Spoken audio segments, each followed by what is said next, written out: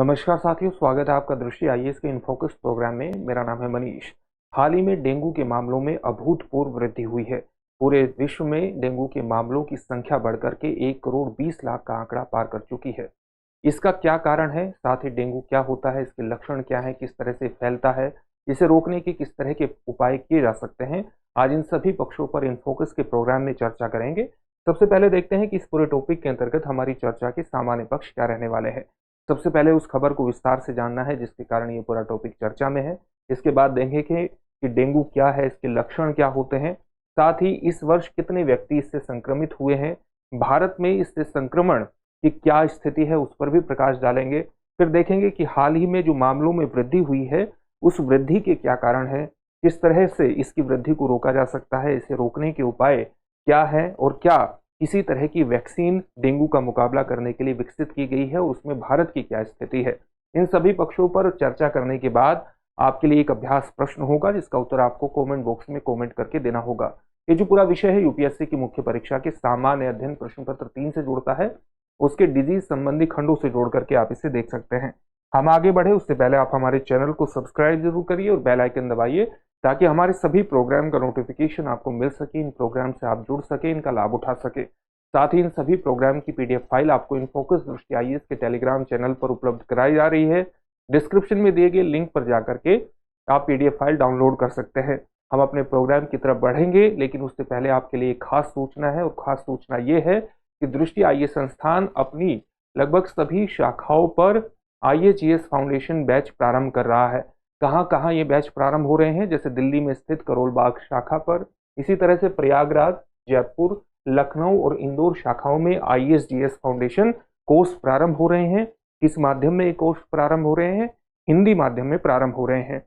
कब प्रारंभ होंगे? जैसे करोल बाग शाखा में दिनांक 27 सितंबर से बैच प्रारंभ हो रहा है जिसका समय सुबह 11:30 बजे होगा।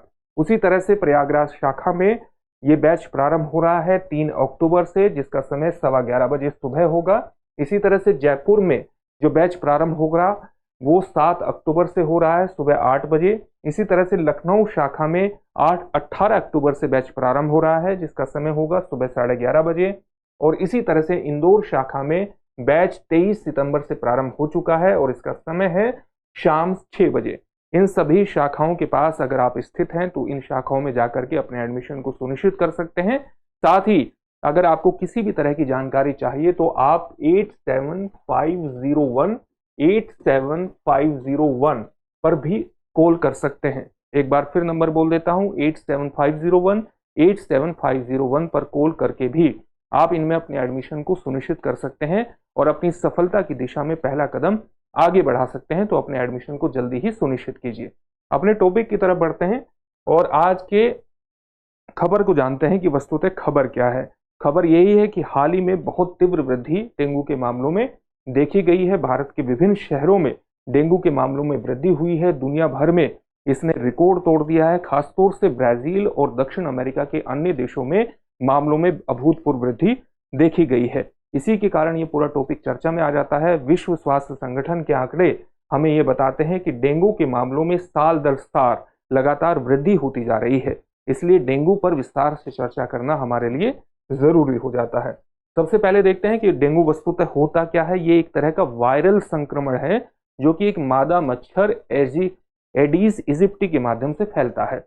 तो वायरल संक्रमण है, एडीज इजिप्टी मादा मच्छर द्वारा फैलता है। इसमें सामान्य तौर से अगर कोई भी व्यक्ति इससे संक्रमित हो जाता है तो किस तरह के लक्षण होते हैं? प्रारंभ में केवल बुखार की तरह के लक्षण होते हैं, लेकिन उन लक्षणों को जानना जरूरी है क्योंकि कुछ भिन्नता भी होती है। जैसे इसमें शुरुआत में हल्का बुखार होता है, तेज सर दर्द होगा और साथ ही मांसपेशियों और जोड़ों में भी दर्द होगा। मतली और उल्टी जैसी स्थिति आएगी। मतली मतलब नोजिया और उल्टी जैसी स्थिति का निर्माण होगा और साथ ही आंखों के पीछे भी दर्द जैसी स्थिति होगी।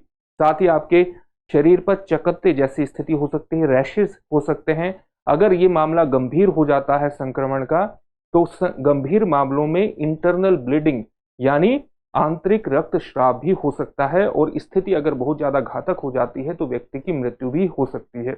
इस तरह के लक्षण आपको पता लग गए। पिछले 2 दशकों में मामलों में 10 गुना वृद्धि हुई है डेंगू के मामलों में। और जो मेडिकल जर्नल है द लैंसेट, उससे हमें पता चलता है कि ये जो आंकड़ा है ये इससे भी ज्यादा हो सकता है, क्योंकि ऐसी संभावना है कि डेंगू की कम रिपोर्टिंग के कारण हमारे पास जो आंकड़ा उपलब्ध है वो भी काफी कमतर हो।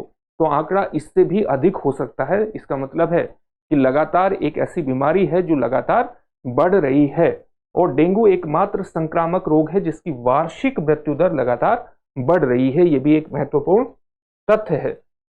इस वर्ष कितने मामले डेंगू के आए हैं उसके बारे में भी आपको जानकारी हासिल होनी चाहिए, और ये इस वर्ष का मतलब है अगस्त तक कितने मामले सामने आए हैं उसका आंकड़ा हमारे सामने उपस्थित होता है। वर्ष 2024 में आप देख सकते हैं कि वर्ष 2023 के मुकाबले कितने आंकड़े ऊपर चले गए हैं। वर्ष 2024 में 12 मिलियन से ज्यादा लोग इससे प्रभावित हो चुके हैं, संक्रमित हो चुके हैं, यानी 1 करोड़ 20 लाख से ज्यादा लोग डेंगू से संक्रमित हो चुके हैं, जिसमें से 6,991 लोगों की मौत हो चुकी है। पिछले साल संक्रमण की जो संख्या थी वो केवल 5 मिलियन के आसपास थी, 5.25 मिलियन के आसपास थी, और उससे पहले का अगर हम दशक देखें तो सामान्य तौर से जो वार्षिक औसत है इससे संक्रमित होने की, डेंगू से संक्रमित होने की, वो है 2 से 3 मिलियन। तो आप देख सकते हैं कि पिछले वर्षों में और खास तौर से इस वर्ष जो संक्रमण में बढ़ोतरी है वो बहुत ज्यादा अभूतपूर्व आप इसे कह सकते हैं। साथ ही डेंगू की रिपोर्टिंग से संबंधित भी कुछ महत्वपूर्ण चुनौतियां विद्यमान है, और विशेषज्ञों का मानना है कि वर्ष 2024 है इसमें जो संख्या रिकॉर्ड की गई है डेंगू से प्रभावित होने की ये भी कम है, इससे ज्यादा होने की संभावना है। और उसका कारण यह है कि जो वैश्विक निगरानी नेटवर्क है, जो डेंगू से संबंधित वैश्विक निगरानी नेटवर्क है, उसमें सभी देशों द्वारा रिपोर्टिंग नहीं की जाती है, और जिन देशों द्वारा रिपोर्टिंग नहीं की जाती है उसमें भारत भी शामिल है। साथ ही जो देश रिपोर्ट कर रहे हैं वो भी सभी केसेस को रिपोर्ट कर रहे हैं या सभी रोगियों का परीक्षण कर रहे हैं, ऐसा जरूरी नहीं है। तो जरूरी नहीं है कि अगर कोई देश वैश्विक निगरानी में रिपोर्ट कर रहा है डेंगू के मामलों को तो वो मामले भी पूरी तरह से रिपोर्ट किए जा रहे हैं, ये भी आवश्यक नहीं है। और इसलिए डेंगू से संक्रमित मामलों की संख्या बहुत अधिक भी हो सकती है, ये भी आंकड़ा हमारे पास आता है। भारत में क्या स्थिति है? भारत में पिछले 2 महीनों में और खासतौर से शहरी क्षेत्रों में डेंगू के मामलों में बेहद ज्यादा बढ़ोतरी हुई है, और इससे संबंधित एक आंकड़ा राष्ट्रीय वेक्टर जनित रोग नियंत्रण कार्यक्रम के द्वारा प्रस्तुत किया गया है। इसके अनुसार जून के अंत तक 32,000 मामले डेंगू के भारत में आ चुके हैं, जिसमें 32 लोगों की मौत हो चुकी है, और ये एक उल्लेखनीय वृद्धि को प्रदर्शित करती है। उल्लेखनीय वृद्धि का कारण यह है कि वर्ष 2030 की इसी अवधि की तुलना में इस वर्ष जो मामले आए हैं वो 50% की वृद्धि को दिखाता है, जो अपने आप में एक अच्छी खासी वृद्धि है। संक्रमण का विस्तार अगर आप देखें कि भारत के अलग अलग राज्यों में संक्रमण का विस्तार किस प्रकार से हो रहा है, तो उसका एक आंकड़ा यह है कि वर्ष 2001 में भारत में केवल 8 राज्य और केंद्र शासित प्रदेश ही डेंगू से प्रभावित थे, लेकिन वर्ष 2022 तक भारत के सभी राज्य और केंद्र शासित प्रदेश डेंगू के संक्रमण से प्रभावित हो चुके हैं। यहां तक कि वर्ष 2022 में लद्दाख में भी 2 मामले डेंगू से संक्रमण के सामने आए थे। ये दिखाता है कि भारत के संपूर्ण क्षेत्र को इसने कवर कर लिया है। तो हमारे लिए जानना जरूरी है कि विश्व में और खासतौर से भारत में भी अगर इसके मामले बढ़ रहे हैं, संक्रमण बढ़ रहा है, इसका भौगोलिक विस्तार हो रहा है, तो उसके कारण क्या हो सकते हैं। तो सबसे पहला कारण जो विशेषज्ञों द्वारा बताया जा रहा है वो बताया जा रहा है शहरीकरण। शहरीकरण, क्योंकि शहरी क्षेत्रों में आप देख सकते हैं कि धीरे धीरे शहरीकरण हर देश में बढ़ रहा है, भारत में भी शहरीकरण का विस्तार हो रहा है, और शहरी क्षेत्रों में अपेक्षाकृत गांव की अपेक्षा ज्यादा घनी आबादी रहती है, जो कि डेंगू के संक्रमण के विस्तार में, उसके संचरण में सहायक सिद्ध होती है। घनी आबादी एडीज इजिप्टी मच्छर शहरी क्षेत्रों में पाए जाने वाले स्वच्छ और स्थिर पानी में पनपता है। साथ ही जब मानसून आता है तो मानसून के महीनों में सामान्य तौर से डेंगू के मामलों में वृद्धि देखी जाती है। इसका उदाहरण हम दिल्ली में देख सकते हैं कि दिल्ली में जो हाल ही में बारिश हुई और उस बारिश के बीच बीच में जो गर्म मौसम आया वो वस्तुतः मच्छरों की पनपने की आदर्श स्थिति, अनुकूल स्थिति का निर्माण करता है। इस तरह की स्थितियों में डेंगू के मामलों में वृद्धि हो जाती है, और दिल्ली आप जानते हैं कि विश्व के सबसे बड़े शहरों में शामिल होता है। तो शहरीकरण एक कारण है। साथ ही विशेषज्ञों द्वारा जलवायु परिवर्तन को भी डेंगू के संक्रमण के विस्तार में एक कारक बताया जा रहा है, और उसका कारण यह है कि जैसे जैसे वैश्विक तापन बढ़ रहा है तो ऊंचाई वाले स्थान भी गर्म हो रहे हैं, और ऊंचाई वाले स्थानों पर भी मच्छरों की पनपने की पृष्ठभूमि का निर्माण हो रहा है, जहां पर पहले मच्छर नहीं पनपते थे वहां भी इन मच्छरों का विस्तार हो रहा है और वहां पर भी डेंगू के मामले लगातार बढ़ रहे हैं। उसका एक कारण ये भी है, जलवायु परिवर्तन ने डेंगू वायरस को मजबूत किया है, उसकी संचरण की क्षमता को भी बढ़ा दिया है और उससे ग्लोबल वार्मिंग की वजह से इसका भौगोलिक विस्तार हुआ है और कई कारकों को भी प्रभावित कर रहा है। किस तरह से कारकों को प्रभावित कर रहा है? जैसे ग्लोबल वार्मिंग से मच्छरों में तेजी से वायरल प्रवर्धन हो रहा है, यानी वायरल एम्प्लीफिकेशन हो रहा है, और साथ ही जो वेक्टर मच्छर है, यानी वो मच्छर जो कि इस तरह की बीमारियों का एक तरह से वेक्टर होता है, इस तरह की बीमारियों का वाहक होता है। जैसे डेंगू का वाहक कौन है? एडीज इजिप्टी है। तो इस तरह के मच्छरों के जीवित रहने की दर में भी ग्लोबल वार्मिंग की समस्या मदद कर रही है, उनके जीवित रहने की संभावना को बढ़ा रही है। इस प्रकार के भी अध्ययन हमारे सामने आ रहे हैं। साथ ही मच्छरों के प्रजनन और काटने के व्यवहार में भी ग्लोबल वार्मिंग के कारण परिवर्तन महसूस किए जा रहे हैं। इन सब कारणों से भी जो डेंगू का विस्तार है वो लगातार बढ़ता जा रहा है। साथ ही एक और कारण है लोगों का, वैश्वीकरण के कारण लोगों का आवाजाही बढ़ी है, वस्तुओं की आवाजाही बढ़ी है, लोग एक दूसरे के संपर्क में ज्यादा आसानी से आते हैं। अगर किसी देश में, दूर दराज के किसी देश में ये बीमारी फैलती है तो बहुत तेजी से विश्व के दूसरे कोने में बीमारी फैल जाती है। तो इसका कारण भी, तो जो वैश्विक मोबिलिटी है, जो ग्लोबल मोबिलिटी है, वैश्विक गतिशीलता है, उसके कारण भी लगातार संक्रमण का प्रसार हो रहा है।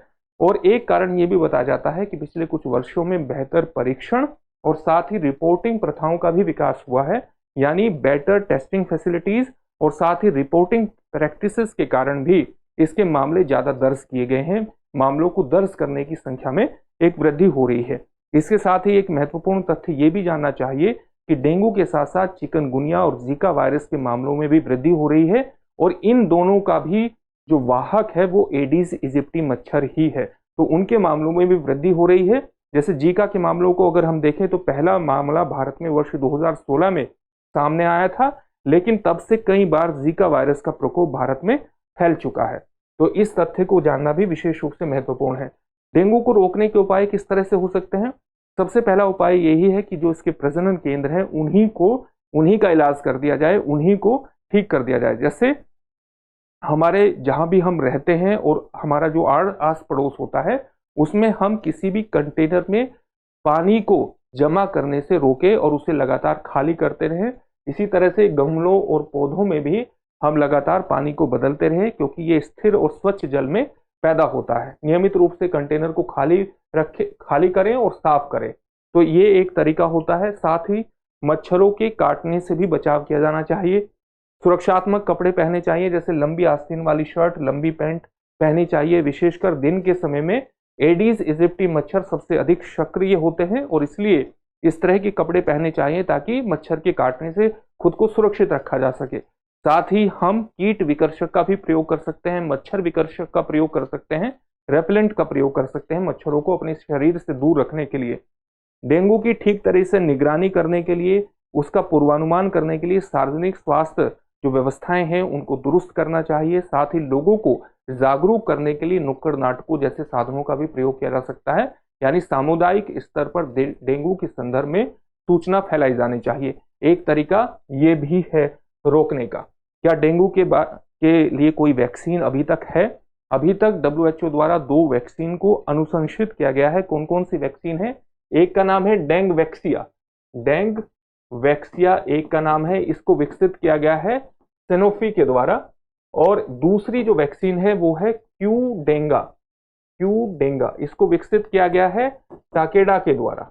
तो इनको ये WHO द्वारा अनुशंसित है, लेकिन भारत में अभी तक किसी भी वैक्सीन को मंजूरी नहीं मिली है। हालांकि भारत में 2 वैक्सीन एडवांस स्टेज में है अपने निर्माण की। कौन कौन सी वैक्सीन है?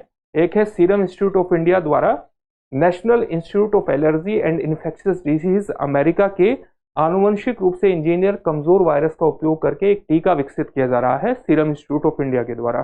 तो ये भी अपनी एडवांस स्टेज में है और उसी प्रकार से इसी आनुवंशिक रूप से इंजीनियर कमजोर वायरस का प्रयोग करके ही एक और वैक्सीन विकसित की जा रही है पैनेसिया बायोटेक द्वारा।